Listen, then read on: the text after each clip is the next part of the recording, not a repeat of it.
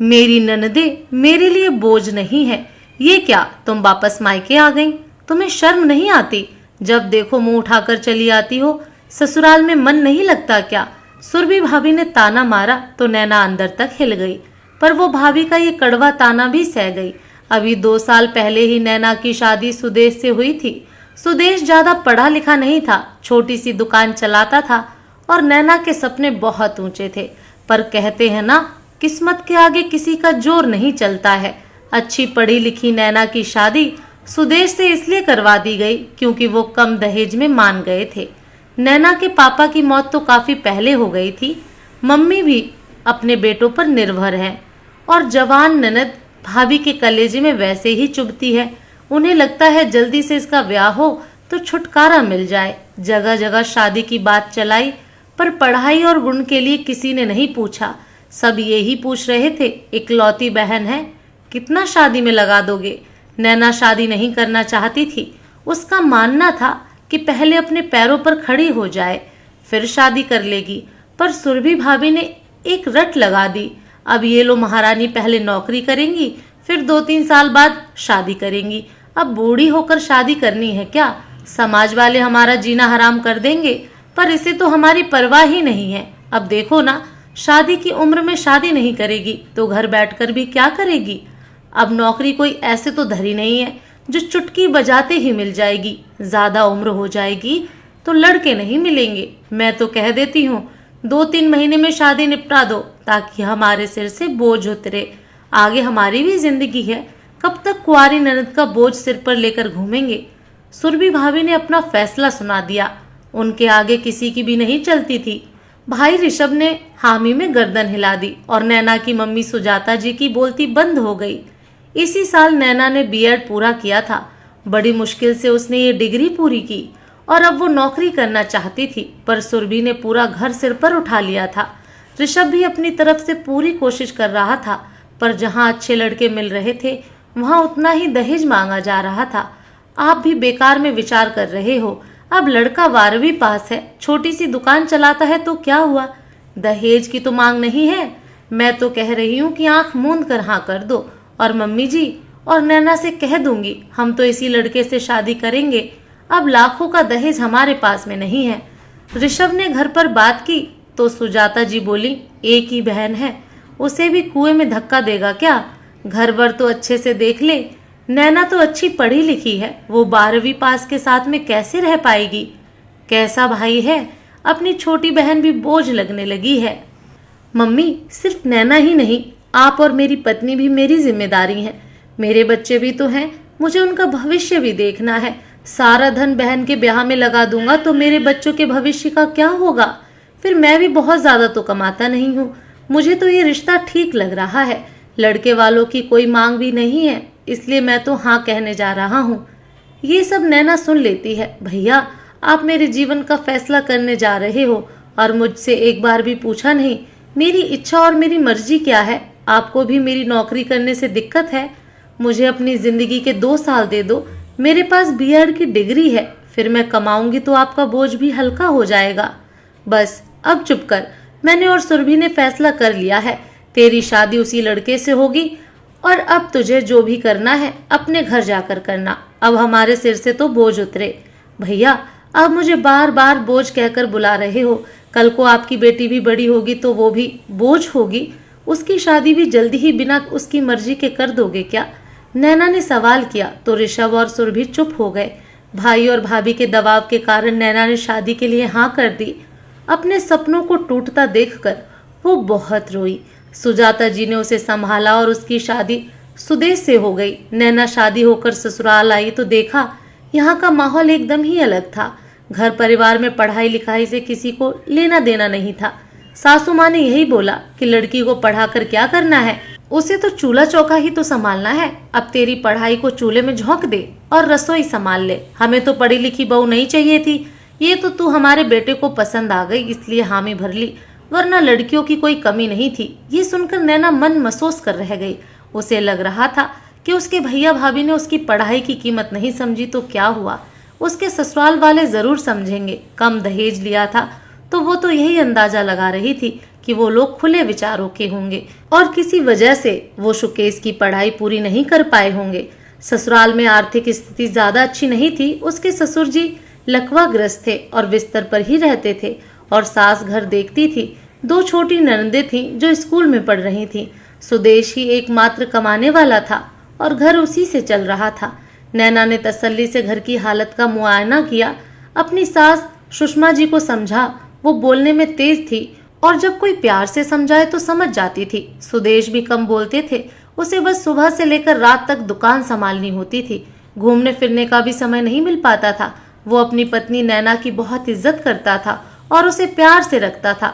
शुरुआत में नैना ने सबको समझा और फिर उसने एक दिन जब सास अकेली बैठी थी तो बात की, मम्मी जी अभी तो दोनों बेटियां छोटी हैं, अब ये दोनों स्कूल से कॉलेज जाएंगी, कल को इनकी शादी भी करनी होगी, तो इतने पैसे कहाँ से आएंगे? सुदेश की कमाई से तो बस घर ही चल पाता है, भविष्य के लिए कोई सेविंग तो है ही नहीं।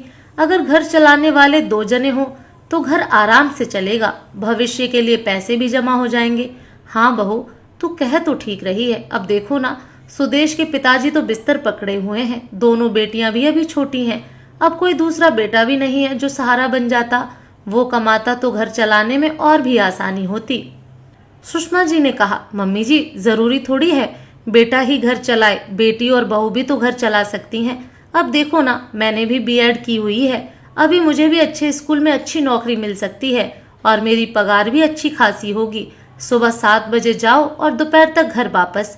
अब अच्छा वेतन आएगा तो घर को ही सहारा मिलेगा, दोनों नंदों का जीवन संवर जाएगा। अब ये भी अकेले कितना और क्या कर लेंगे। नैना ने इतनी आसानी और शांति पूर्वक समझाया तो उनके दिमाग में ये बात तो बैठ ही गई। उस वक्त उसकी सास कुछ नहीं बोली और ना ही गुस्सा हुई। अगले दिन जब दोनों बेटियां स्कूल जा रही थीं तो उन्होंने देखा कि एक के जूते घिस गए हैं।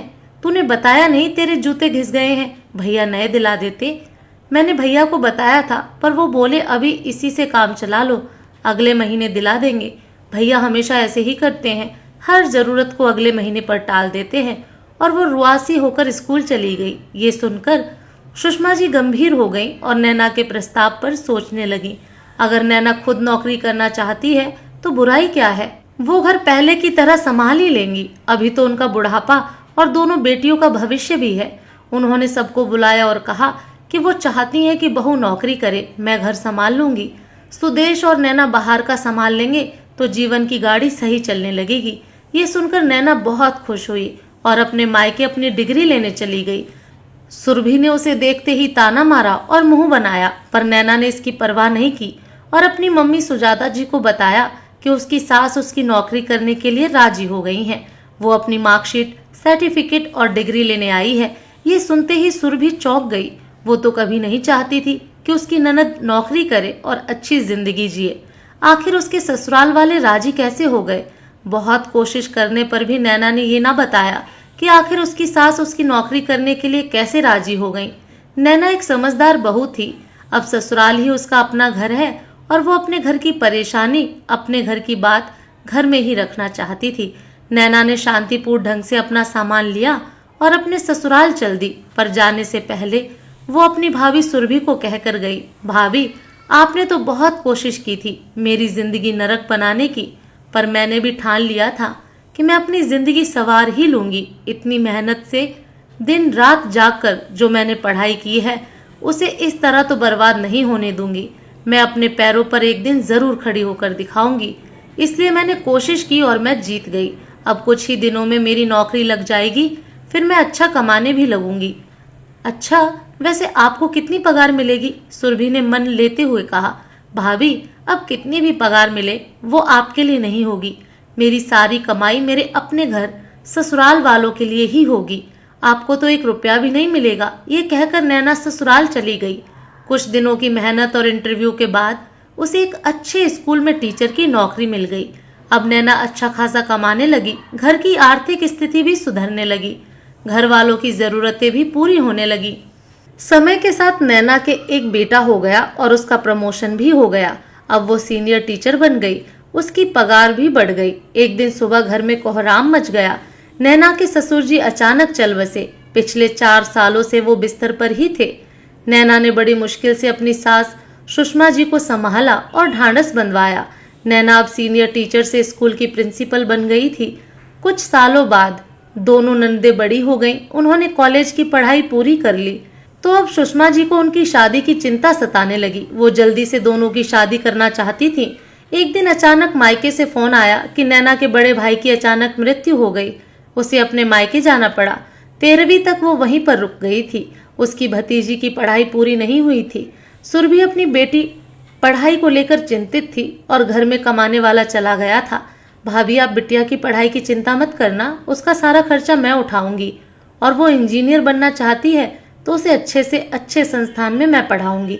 ये सुनते ही सुरभि शर्म से जमीन में गड़ गई। नैना, मुझे माफ कर दो, मैंने तुझे बोझ समझा, शादी जबरदस्ती करवा दी और तुम मेरी बेटी के लिए इतना सोच रही हो। भाभी, जो हुआ उसे भूल जाओ, अब हमें अपनी बेटी का जीवन संवारना है। नैना ने भाई की बेटी की भी जिम्मेदारी उठा ली। वो ससुराल आ गई। यहाँ सुषमा जी बेटी के लिए लड़का तलाशने में लगी हुई थी, लेकिन नैना इसके लिए तैयार नहीं थी। उसका मानना था पहले दोनों अपने पैरों पर खड़ी हो जाएं, फिर जाकर शादी के बारे में सोचेंगे।